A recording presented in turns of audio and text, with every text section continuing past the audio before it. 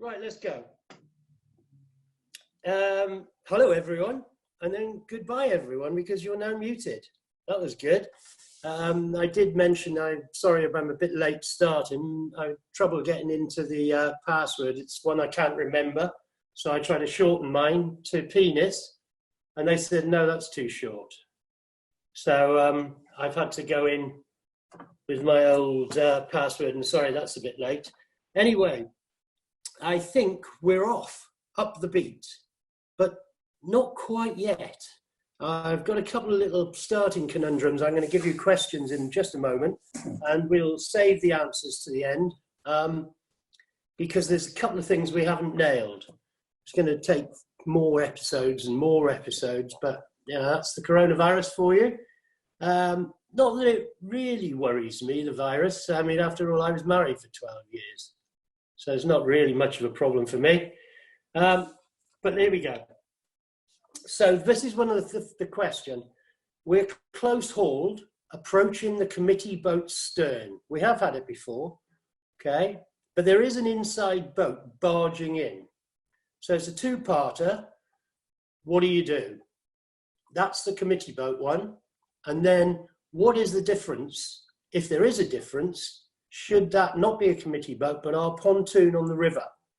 And I'll give you a clue if you're looking it up. It's a continuous obstruction. Is there any difference? Now, I know Caroline's got some thoughts on that. So we'll come back to that later. Okay, so bit of terminology to start with, bit of terminology. What we have been talking about is the favoured side of the racecourse. So we want to get to the favoured side. That's where you want to go. We're off the start line. Thank goodness for that. Well, the favoured side is not necessarily the side of the racecourse. It's probably the right-hand side or the left-hand side of the middle of the course. And I'm going to just click over here to a little slide I might have.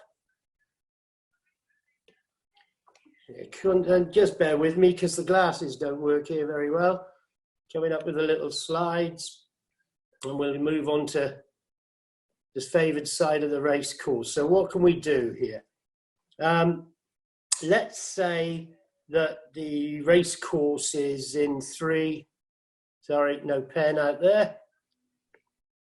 So let's say it's split into 3 bits, middle, right, and left. So can I just, for one moment, ask Katie to be quiet because I can hear her in here. Thank you, Katie.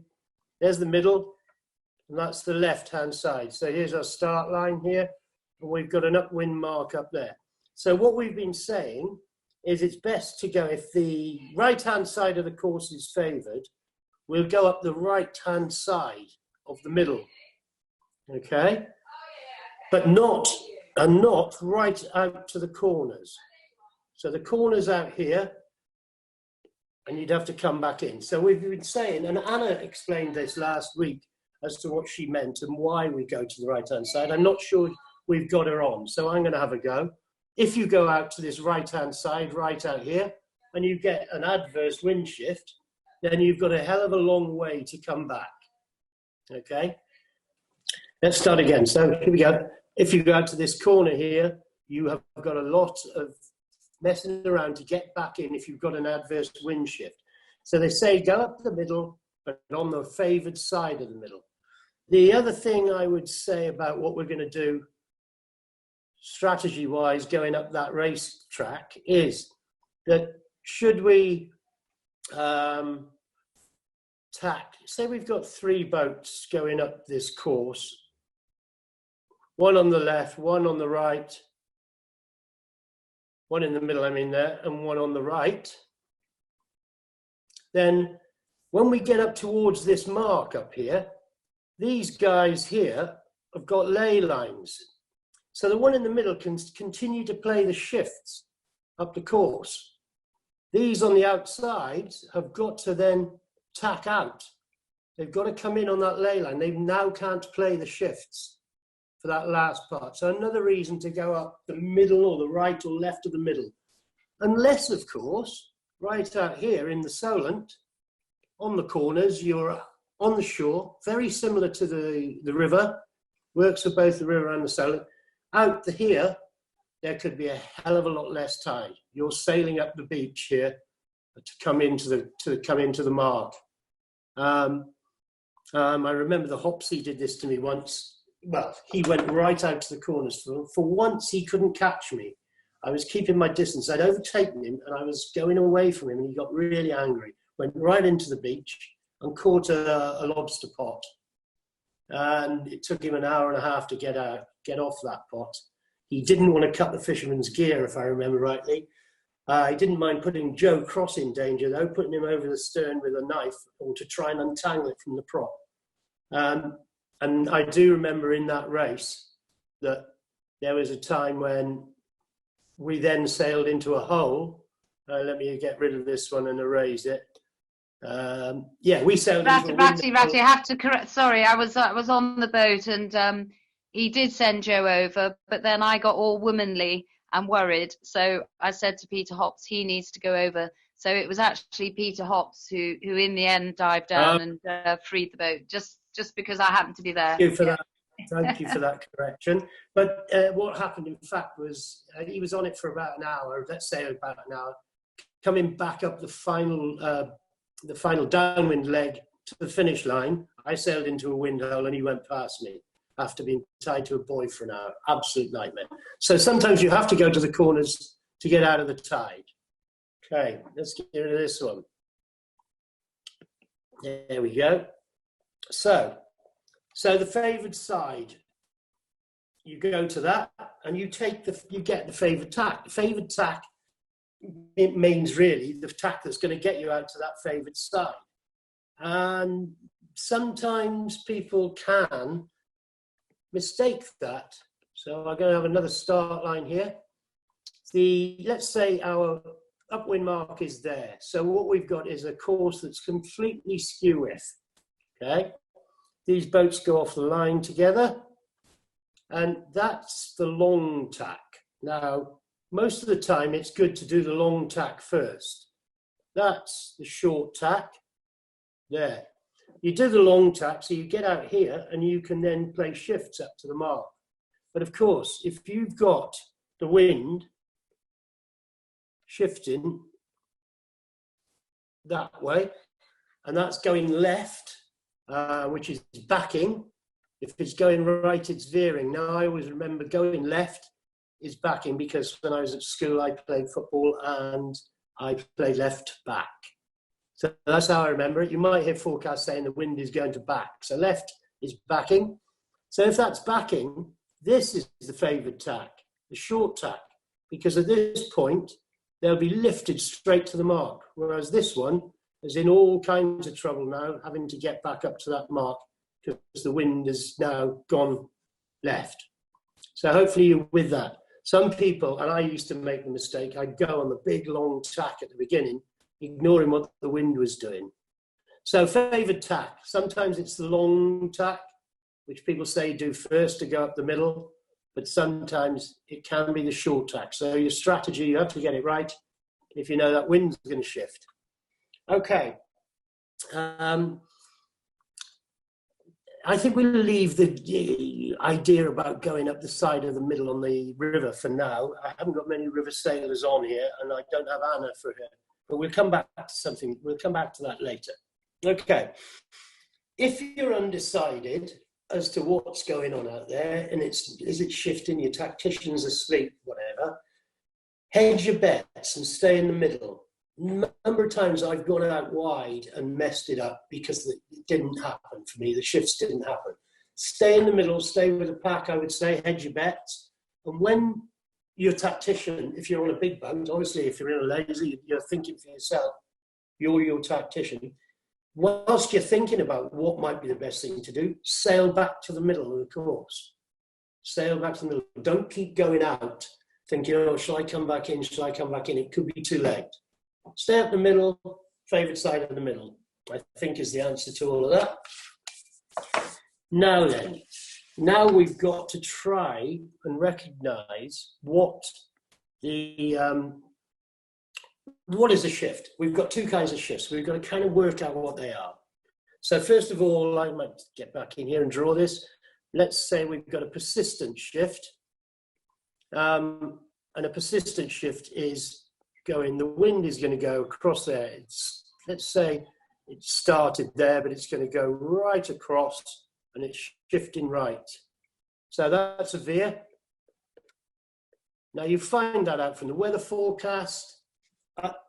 An hour before the race, it should be pretty accurate. You know the wind is going to veer from north to north-northwest, east, or whatever. So that's a persistent shift. Okay, so quite simply, if you're starting here and going up this line, you sail towards that shift, because as it goes across, you get lifted up on your tack. So that's the persistent shift. And you generally know that at midday to 2 o'clock, the wind is going to veer north-northwesterly, from north to the northwest. And that's something you'll get from your forecast. If you're in cows radio, weather radio, they pretty much hammer it bang on the nail. If you listen to cows radio before it starts, there's good weather forecasters on there. Otherwise, you're sticking with windy or whatever you look at the club. And generally, I look at what's happening in Heathrow, because that's out normally where our wind is coming from, or anywhere else where the wind is coming from, and go to find my forecast. So good. Persistent shifts. Now comes the problem, one that I've never been really very good at, and I'm probably learning more on doing this from Anna and Michael and people like that as to where to go. So we're going to call them the oscillating buggers, because these are shifts that happen every 10 minutes as you go up the course. I'm saying 10 minutes, it could be any time. Now, if you've got a good tactician on a big boat, he or she are going to have worked this out. They're going to draw kind of a graph that covers both the direction, the amount of degrees that it goes from, say, it might go 10 degrees overall or 15 degrees. So they work out what the shift in direction is and how often it does it. Every 10 minutes, it'll go from here to here. So they'll know what's going to happen there, and they are oscillating buggers, because recognizing them and working them out, if you haven't got time on a tactician, you haven't been out there for an hour, you kind of got to look at the river. Say you're on a river on a laser, the antisocial buggers again, on their own. They've got to work out kind of how often that's happening. And again, have I got Anna or Michael on here? You can unmute. Anna Dobson or Michael? No? Okay, Caroline, quick question for you. How do you work them out? I mean, let me draw something first, and you tell me if I'm right here. So I'm going to say that the wind, let's get a pen up, wind comes down in gusts, and on the edges of these gusts, it does that. Okay, let me draw a little diagram and see whether you agree with me, or whether I've got it right, or whether you've got any advice on how we look at these oscillating shifts. So these are gusts. Now on the edges of the gust, the wind spins outwards like that. Okay, so if I draw a boat coming up here, and he's sailing up here, okay, at that point, he's headed, if he goes this way, then, he's going to get up there and be about there. He's gone the wrong side of that gust. Whereas if I've got another boat here, and this is pretty crude, everyone, and he goes to the edge of this shift here, he's going to get really lifted up. And then as he tacks again and goes up here, he tacks and he gets lifted up again. So it's something like that. And I've never been very good at it. All I do is I look at a dark patch and think, okay, on the left-hand side of that I'm approaching, I'm going to get a lift up one side or a lift up the other. But tacking in time to grab that kind of escalator up through the shifts is not easy. Not easy. Staying in phase, and people say, if you get the first shift right, then you're in phase all the way up the race course. If you get the first shift wrong, you've got to get back into phase. Very not easy until you get loads of experience. I think the thing to do is go out and practice in gusts. You get a gust coming, sail around it one way, and then sail around it the other, and get 2 boats out there and play with those gusts, see what happens. Train together is a good thing. Yeah, Caroline, what do you do? Have you got any advice? What do you do when you're looking for gusts? How do you know which side of the gust to go? Anything for us there? All silent over there, Caroline, or is she cooking dinner? You might need to unmute her. Oh, here we go. I've unmuted myself. Does that work? Can you hear me now? Yeah. Yeah. So, yeah, I mean, if I'm sailing on the sea, I try and sail with a compass so that I can tell. And the minute I get headed, then I'll tack on it. Well, you want to sail into it a few boat lengths, but I tend to use the compass to pick up the shifts. On the river, it's quite easy because you can see where you're pointing at, and the minute you know you've been headed, you just want to tack on it. Okay, so all right, let's move on to that one. Okay, you did say just now, it's not quite the minute that you want to, as you get headed, you might want to tack on it. So let me draw something here for that one. Let me see what we've got here. Okay, so you're sailing along. Let's say this is position 1, and you're sailing in a lovely lift here. So you're being lifted nicely on starboard. So there's your normal wind coming down from the top. That's the main wind of the day, and it's going to be shifting either side of that. Okay, so you're sailing on a lift, and you start to get headed. Okay, what do? Do you tack straight away because you're being headed? Well, no, because at the moment you're being lifted. The wind is there, isn't it? At this position, you're on a lift. You're still lifted in this part before it goes to straight down the course. So you don't tack straight away. You'll go and sail a bit like this and then tack. You've got to leave it a little while.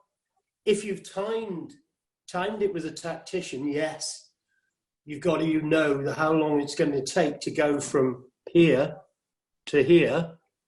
That's okay if you've got a tactician, you've been out for an hour. But if you're on your laser in the river, don't tack straight away because you're still actually lifted. You haven't got to straight downwind until you're in this position here, position 2. So then you'll tack. Then you'll tack, and all that time you've tacked here, that port tack there now will be lifted on this other side because the wind's gone there. So you've got to leave it for a while. I mean, if you'd carried on here to position 3, let's say, and tacked here, you will have been headed all of this, like this last bit here. So you've got to leave it a little bit before you tack. Now that's a terribly messy drawing, sorry everyone. So at position 2, and you tacked almost immediately. I should have drawn it here. Then you're lifted on the port tack. Lifted on port there. So leave it for a while. If you don't know exactly the timing for that whole shift to take place, you don't know where the middle of it is, then, you know, in the river, those gusts are short and sharp. But leave it and sail through the first bit of the header because you're still actually lifted. I think that's my point there. Okay. If you've got any questions, as I say, type them in. Get them going. I'm sure Caroline will have a little look at them, see if she can help me out while I'm waffling on and give us a little bit of advice at the end. Okay, so really in those oscillating shifts, all you're doing is what you're doing in a persistent shift. You're sailing towards it, but you're doing it time and time and time again all the way up the race course. You're really only sailing towards the shifts every time. Good? Okay. I suppose my problem, I've always remembered, my problem, of course, is I usually get it right. Don't know how. And, you know, I'll split from the fleet go the wrong way. I go the right way and I win by a bloody loads. And it's really embarrassing because they always think it's just luck. So what I've had to learn to do, of course, is really not win by too much. Otherwise, they'll call you lucky. So there's a top tip. Okay, we're just going to go into one little rule now. We're going up the beat. I gave it to you before, but I threw it in very quickly last time. Here's a little conundrum. So we've got a boat here sailing A. That's position A. And he's sailing up here. Okay. Obviously, we're on port tack here. And we've got a boat B coming in here. And it looks like A is going to cross B. Okay. Just about. Now, B is on starboard. And I think the question I asked you last time is, what do you do? Maybe he's going to cross you without having to make you change course. You shout starboard really loud and make him tack. If he tacks, of course, he's going to go away in your and give you dirty air. Here, you may have just missed him. Even if you have to change direction a little bit away from his stern, I've always thought it's better to say, no, you go. You do not want to be sailing in that boat's dirty air. So don't make them tack. That's my golden rule. Some people are real bastards on the river and they'll be shouting starboard all the way through. All that time that you can see him coming. And they'll end up in the dirty air. I don't think we actually have touched on dirty air, apart from saying we want clear air. So quick illustration of dirty air. If this boat is sailing here, then that boat's dirty air is likely to be all of this behind. Now, how many boat lengths behind? If you're sailing in that area there, basically you are stuffed. You're going to slow down and slow down. You don't want to be in here. You've got to get, in this instance, you're going to have to bear away and get out of that dirty air. Otherwise, you're going to get slowed down and go backwards. The other thing you can do is tack to get out of dirty air. But that's dirty air. I think some people say on a 40-footer boat, then that dirty air can go back 10 boat lengths behind him. So you want to get out of that. So yes, if you ask them to tack, you shout starboard and insist you've got to go, then you're very likely, in the illustration I drew just now, to be in their dirty air. Also, they might be a better sailor than you. They're not going to do you any favours in the future. So going up the course, you might be in the same position. And they might say, yeah, all right, mate, you go. Which is very nice. You don't have to make a decision then about tacking or ducking. You can just sail your boat. So, yeah, yell starboard. What happens if they do yell starboard all the time? And the answer comes from the other boat and says, no, I'm good, I'm going through. Well, that can happen as well. That happened to me once where I was absolutely sure we were going up this and I know that I was going to cross ahead and this boat would have been able to go behind me.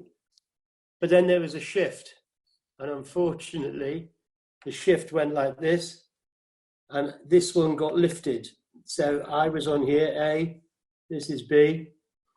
This boat here on A, or B got lifted up towards him, towards me, and probably would have hit me. Well, would have hit me, but it was a shift and it was very late.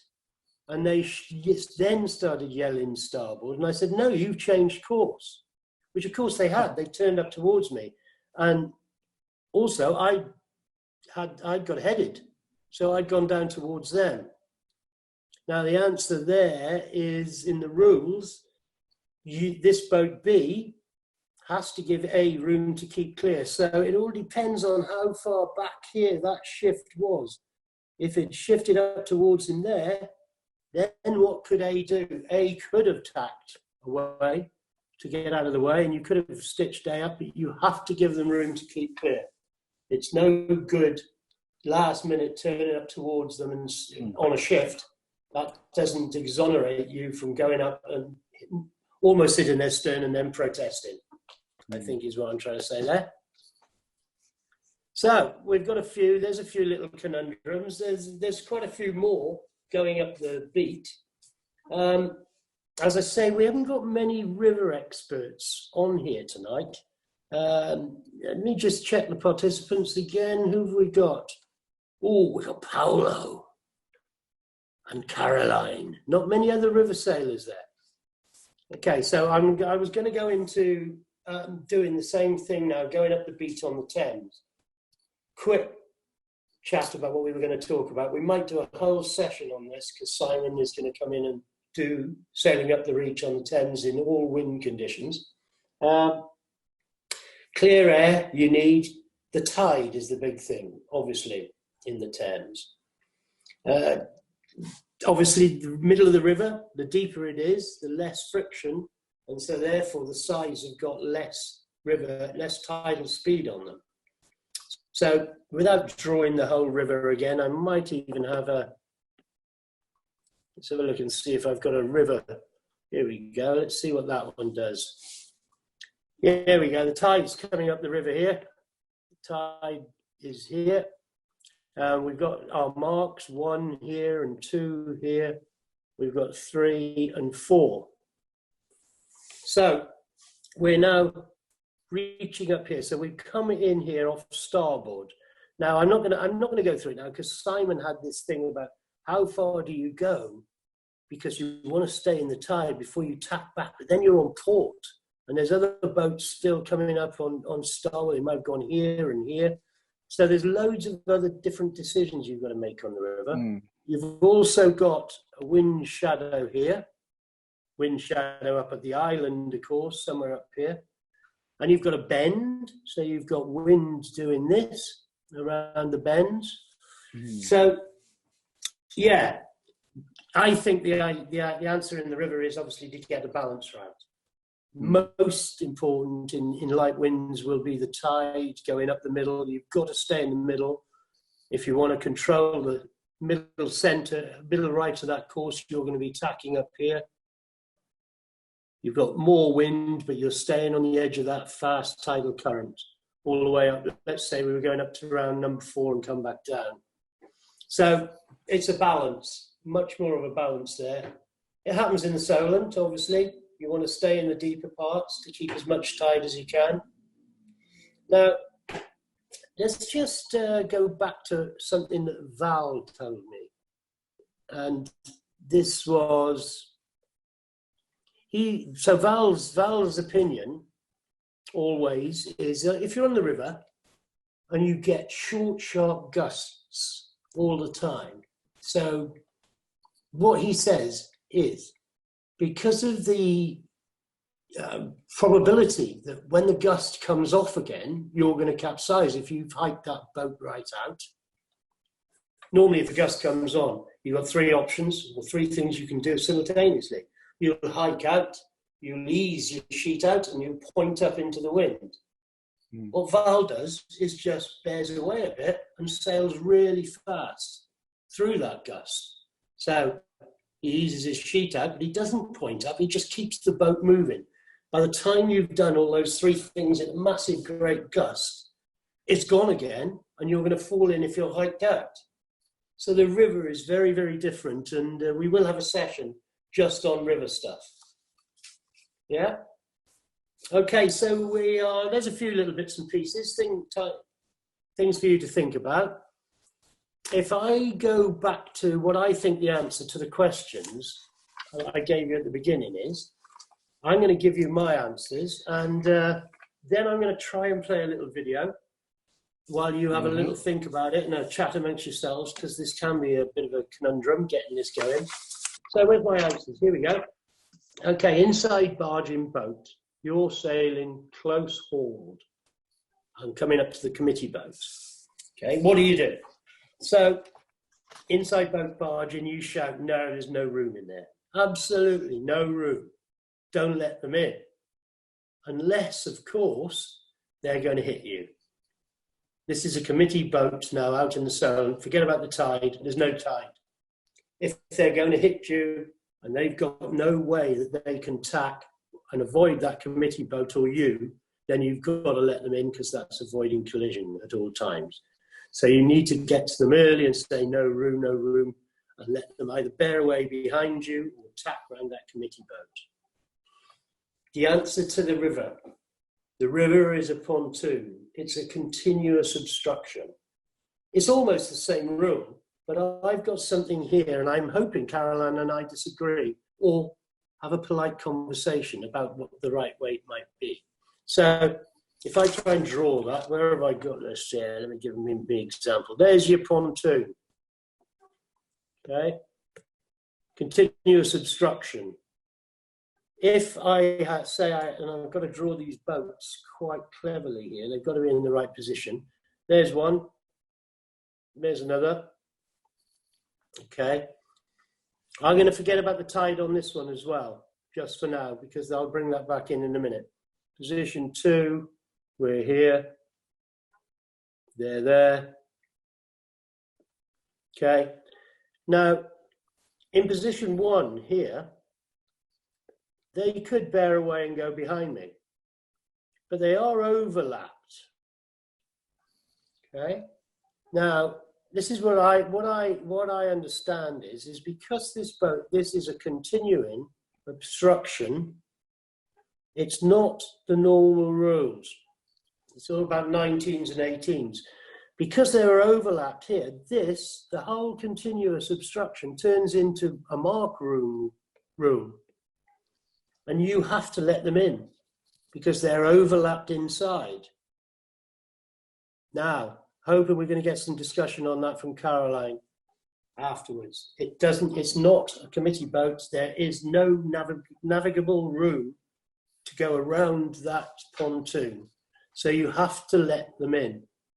Even though they could bear away and go round behind you, mark room comes in.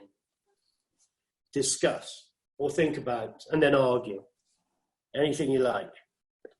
All right. This is going to be technically challenging, but I'm going to try and play you a video now.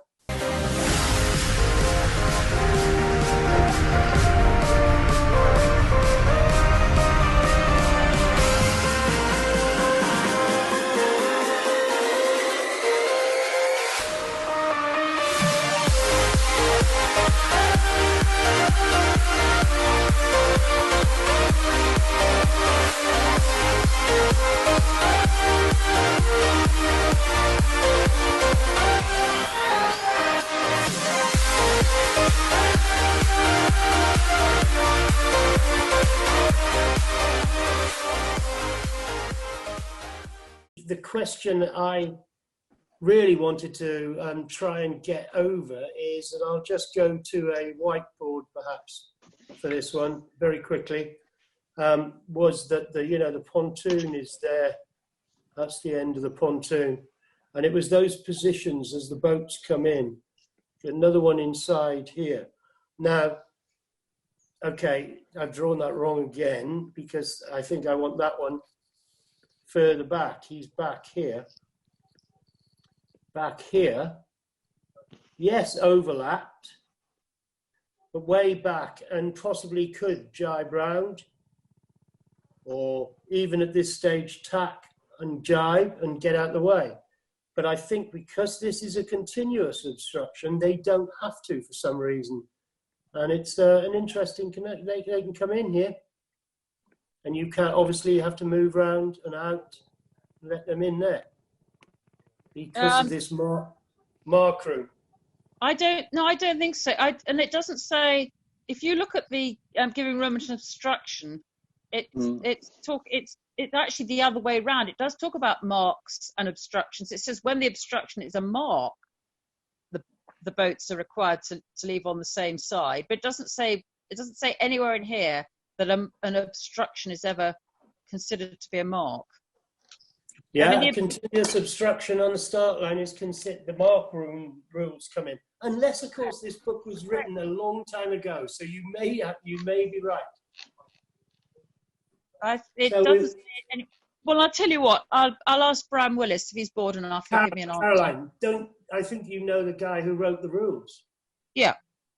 That's Bram it. Ask Willis. him, and send all information to me, and we'll go through it at the next Yep. one. I mean, it is only the river, obviously. I mean, a big committee boat does become an obstruction when they can't turn and get out of the way of it, and you have to let them in. Yes, but then you can protest them for barging in there in the first place. In this case, I don't think you can. That's how I learned it, but I need to know before I try and pull the wool over your eyes next time on the river. Okay, guys. No, I can't remember. 8:52. I'm supposed to be off 2 minutes ago. Man, Thank you very much. Love you all. Right. Cheers. Right. Bye. Cheers. Thanks so much.